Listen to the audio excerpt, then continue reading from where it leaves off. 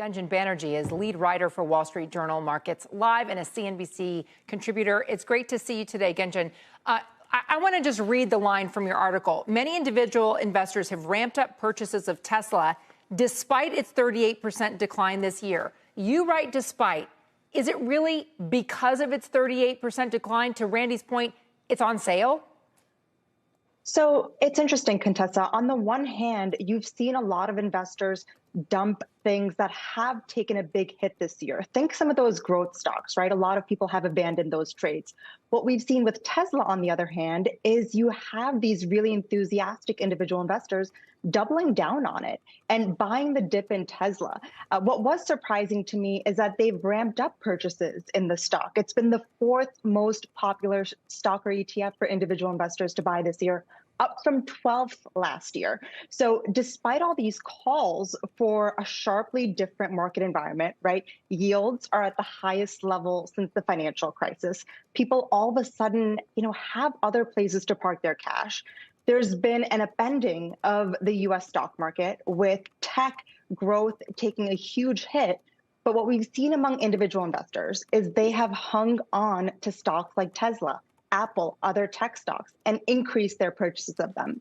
So you say that Tesla is the fourth most popular stock or exchange-traded purchase among individual investors. Apple is the most popular. Give me a sense of what is the draw for Apple. And I don't know, Gunjan, I'm always curious whether with individual investors, they're buying what they know, and they know what Tesla makes. They know what the company's about. They certainly know what Apple's about because a lot of us have Apple incorporated into our daily lives. Think about during COVID-19, the initial market crash.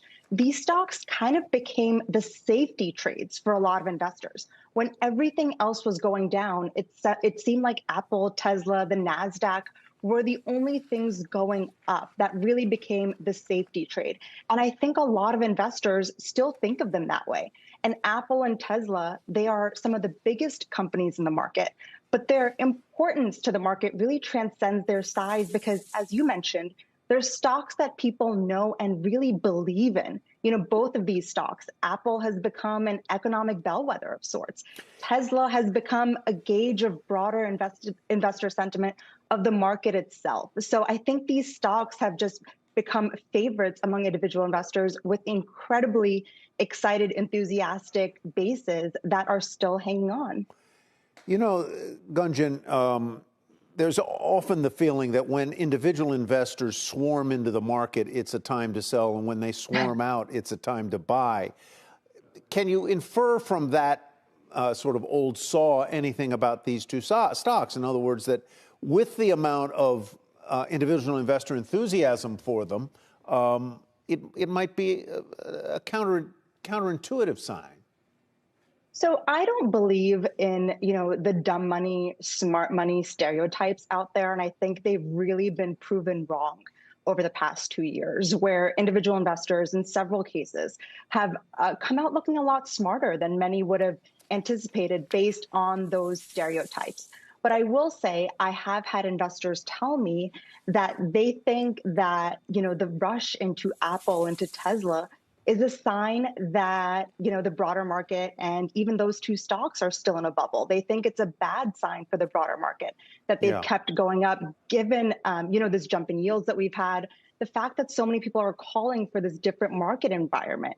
I had one investor tell me, I think Apple and Tesla will kind of be the last shoes to drop. I think it's going to mean pain for the broader market when, he said, they eventually do fall. Yeah, I'm kind of with you on the smart money, dumb money thing, because the smart money, if you're thinking of a smart money meaning hedge fund managers, they haven't done very well lately, at all. Gunjan, thank you so much, and congratulations once again on your Loeb Award. It's the highest award in business journalism, and Gunjan was part of a team at the Journal who won it a couple of weeks ago. Congrats.